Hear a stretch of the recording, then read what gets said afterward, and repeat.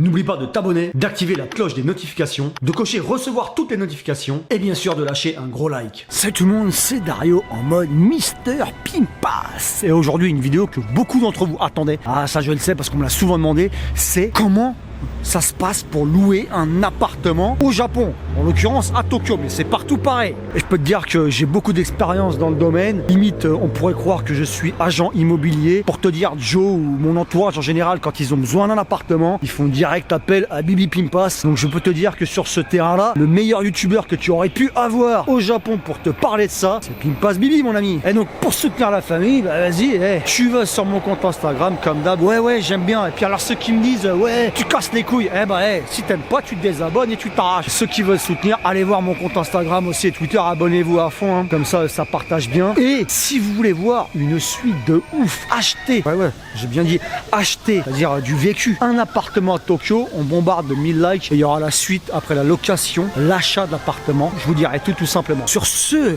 on va commencer par voir comment louer un appart ici au Japon.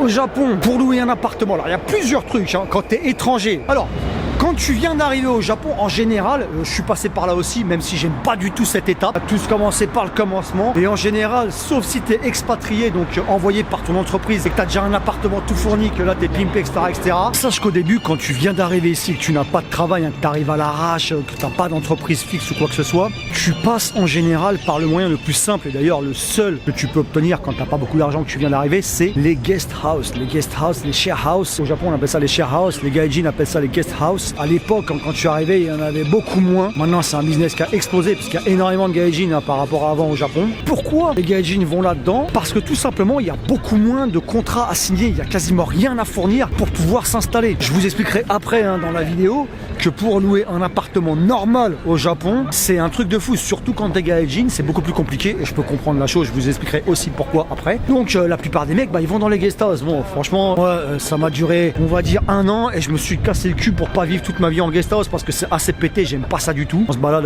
au hasard comme ça en mode tecto comme on dit en japonais, donc comme ça à l'arrache. Et les guest house, c'est facile d'y habiter parce qu'en général tu as tout simplement que 10 000 yens environ, je crois, ou 20 000, tout dépend de la compagnie de guest house, à mettre en avance, en déposit. Je sais même plus comment on dit en français, putain. Signer les papiers et recevoir la clé. Tu n'as pas besoin de donner 6 mois d'avance ou 3 mois d'avance ou 2 mois d'avance de loyer. Les 20 000 yens, c'est la caution, j'avais oublié.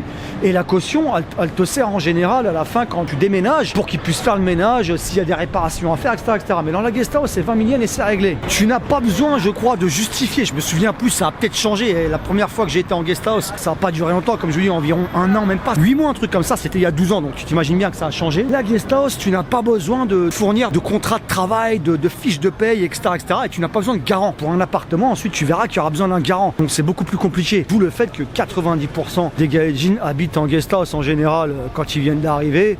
Et même pour ceux qui ne viennent pas d'arriver, il y en a, ça fait 2 ans qu'ils sont là, ils sont toujours en guest house, 3 ans qu'ils sont là, ils sont toujours en guest house, 4 ans, tout simplement parce que c'est beaucoup plus simple de pouvoir habiter en guest house qu'en appartement. Et c'est moins cher aussi. Alors attention, c'est là que la grosse carotte elle est, parce que c'est moins cher quand tu rentres dans l'appartement, c'est une petite pièce un peu bidon, alors t'en as des plus ou moins bien, mais par contre, c'est la carotte du siècle au niveau loyer mensuel. Les mecs s'envolent pour avoir un petit appartement.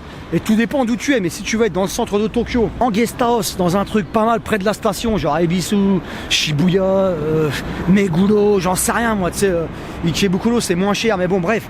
Si tu veux être vraiment dans le centre de Tokyo, ils vont te casser un truc de fou.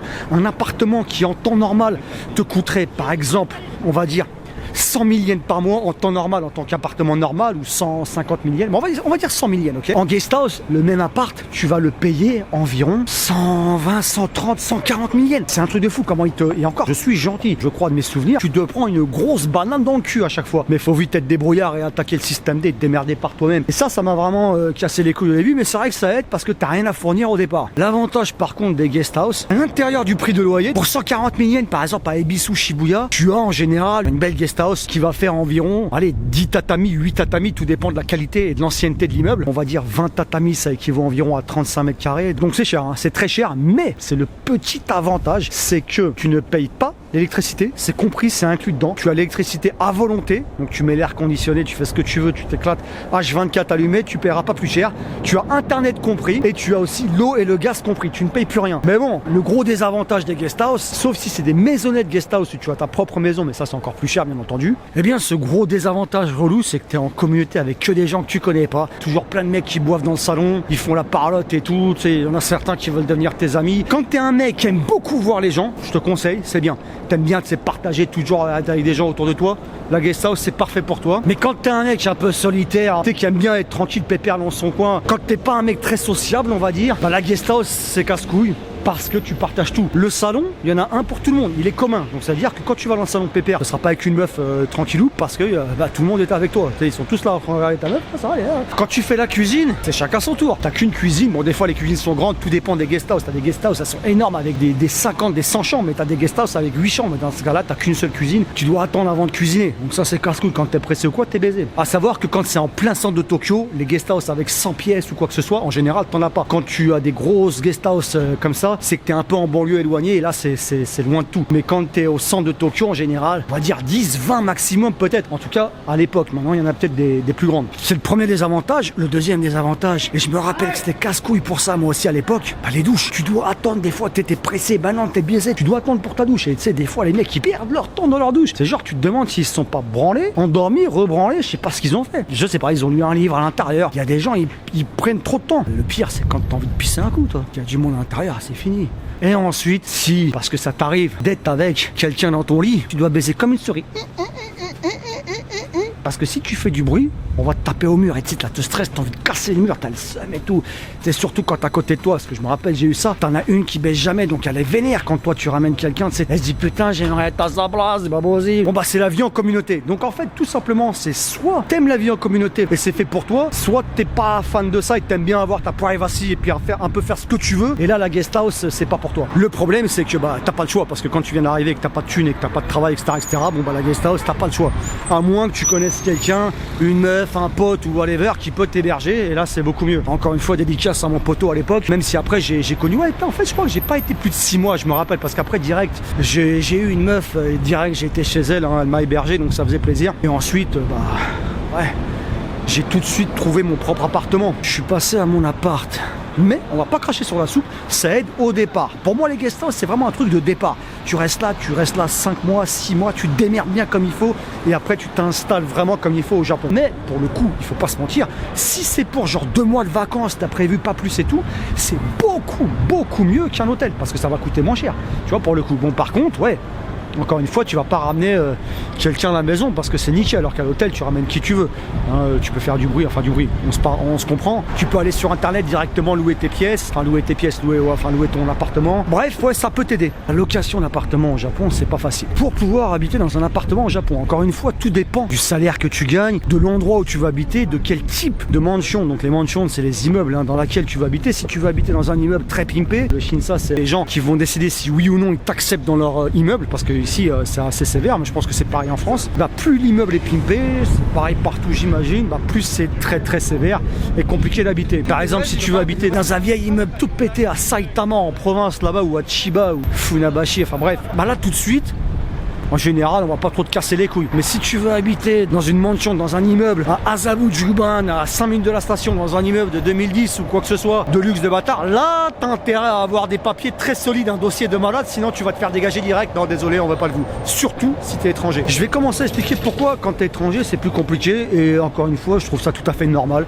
Y a aucun souci. Ouais, les mecs, c'est des racistes. Non, ils font ce qu'ils veulent et je les comprends. Il y a des gens qui se sont barrés du jour au lendemain, expérimentés, ils sont là, ils habitent et tout, ils ont le truc. Et puis ils se barrent, ils rentrent chez eux dans leur pays, ils laissent l'appartement en galère comme ça. C'est arrivé très souvent, d'où le fait qu'ils ont beaucoup moins confiance aux étrangers qu'aux Japonais. Donc c'est vrai que si tu es étranger et que tu veux un appartement normal, le Shinsa, donc l'enquête où ils vont te checker pour savoir si tu peux louer l'appartement ou pas, va être beaucoup plus sévère quand tu es étranger. Je peux te garantir qu'ils le loueront que si tu as un travail depuis plusieurs mois bien fixe, même en général au moins 1 an, mais tu sais, vraiment un bon contrat de travail solide, un garant énorme qui n'est pas Hoshogaisha. Hoshogaisha, c'est les entreprises de garantie en fait, de garantor comme on dit, je sais pas comment on dit en français, mais en anglais c'est guarantor. mon accent est pété, on s'en bat les couilles. Là, pour le coup, t'as le Hoshogaisha, donc la compagnie de garantie qui va te juger, va checker ton case, tu vois, ton cas, voir s'ils peuvent te faire louer un appartement. Mais donc, il faut que tu aies une garantie. Et là, pour le coup, bah, si tu bosses, tu demandes à ton patron avec qui tu t'entends bien, etc., etc. Parce que si tu demandes à un pote riche, en général, ça tient pas.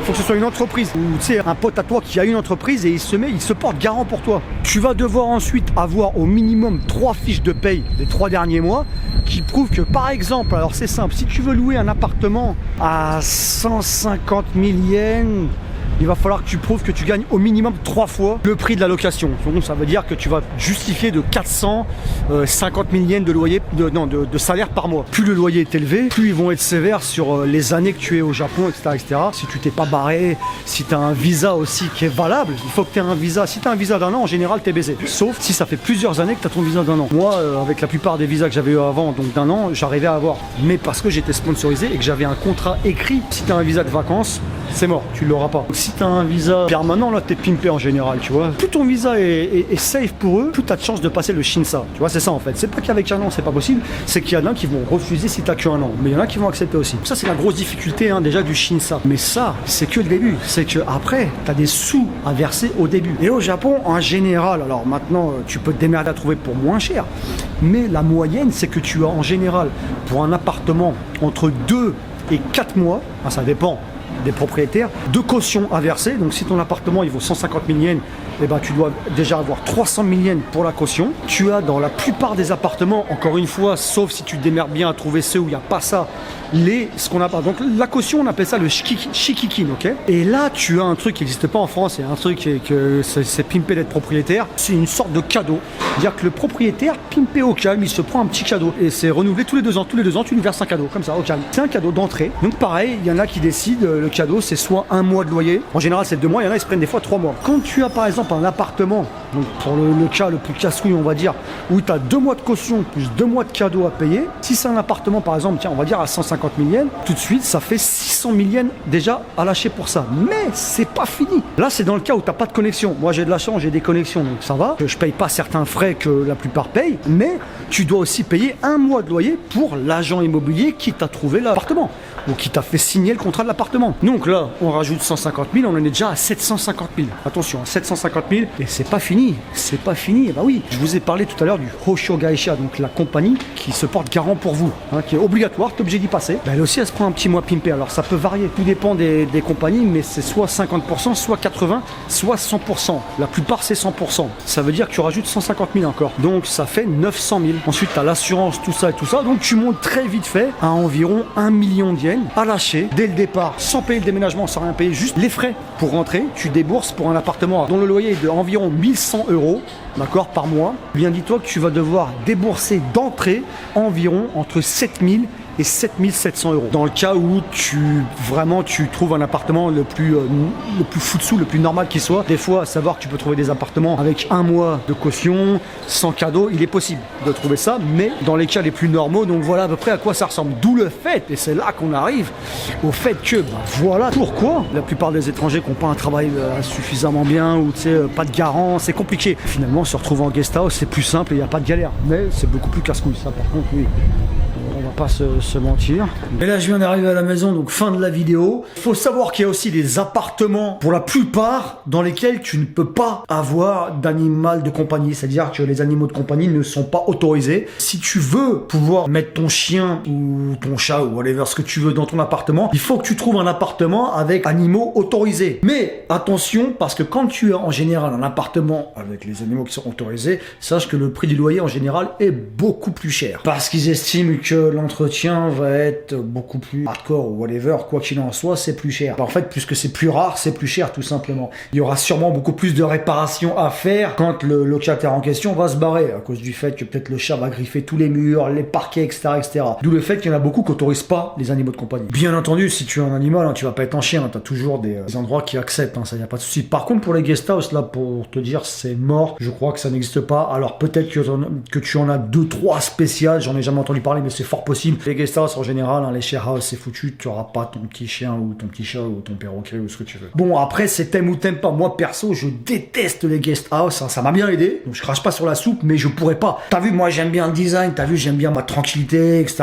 ma vie. Si t'aimes bien avoir vraiment une vie normale et pas genre une colonie de vacances, c'est mieux un vrai appartement. Si tu es pas con, tu sais, avoir plein de gens autour de toi que tu connais pas, que t'aimes bien avoir tout le temps des gens autour de toi, ça va pas te déranger. Voilà, je crois que j'ai tout dit. Bon après si t'es marié, tu habiteras en appartement easy, hein. Si t'es marié avec une japonaise, t'as plus de problème. Là c'est autre chose. Si t'as le visa de mariage, là c'est hors catégorie, donc on en parle même pas. Là je parle des mecs lambda comme moi, hein, qui a son visa par lui-même, hein. Je te parle de ça. Mais si t'as une femme, là le shinsa, c'est au nom de ta femme que tu le fais, t'es pimpé, enfin bref. Bon là c'est différent. C'est pour ça qu'il y a aussi pas mal d'étrangers qui sont mariés et qui sont locataires dans des trucs de fou. Donc la femme, la garantie de la famille, etc. Bon laisse tomber, là t'es pimpé quoi. Ce qui n'a jamais été mon cas, je me suis toujours démerdé tout seul. Après je dis pas, hein, si je me marie un jour, ce sera autre chose, hein, si je me marie par amour. Et ceux qui se sont mariés par amour, il n'y a aucun problème. Bon, c'est normal de faire ça, on est d'accord, hein, attention. Donc je crois que c'est tout, hein, pour les locations au Japon. Donc je crois avoir rien oublié. Si j'ai oublié, tu me le fais savoir en commentaire, hein. Encore une fois, mes vidéos sont faites à l'arrache, hein, j'ai rien noté, j'ai écrit comme ça selon mon expérience et ce que je me souviens directement en ayant fait la vidéo. Si t'as aimé, tu bombardes like. Si tu veux voir prochainement une vidéo similaire sur cette fois-ci acheter un appartement à Tokyo au Japon, eh bien tu bombardes 1000 likes et je vous expliquerai exactement comment ça se passe pour acheter un bien immobilier à Tokyo. Bien entendu, expérience personnelle à l'appui, pas des blabla d'imagination, etc. Puis voilà, va sur mon compte Instagram et puis vas-y, abonne-toi à la chaîne et active la clochette et toutes les conneries habituelles de YouTube, ok? Sur ce New York décor, je te dis, allez, ciao!